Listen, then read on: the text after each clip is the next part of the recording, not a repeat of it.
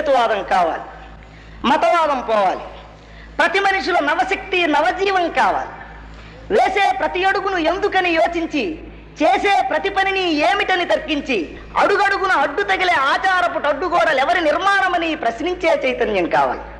గతమంతా నిండింది పురాణాల బూజులతో, బూతు కథల మోజులతో. గతమంతా నిండింది పురాణాల బూజులతో, బూతు కథల మోజులతో. ఆలిని ఎవడో ఎత్తుకెళితే అంగలార్చి అర్భకుని దేవుడంటూ కొలిచే మతవాది మారాలి, హేతువాది కావాలి. కులాలను నిలవేసి మతాలను గతగలిపి మనిషి మనిషికి ఎంతో దూరాన్ని పెంచేసిన వంచకుల ఉదంతాన్ని బట్టబయలు చేసే సహేతువాది కావాలి.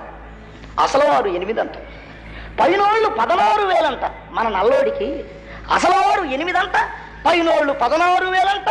వాడు చీరలెత్తుకెళ్లే పాట చిత్రంగా వాడుకుంటూ వెర్రిమొర్రి కథలకు బుర్రలమ్ముకున్నట్టి వేదాంతి మారాలి, హేతువాది కావాలి.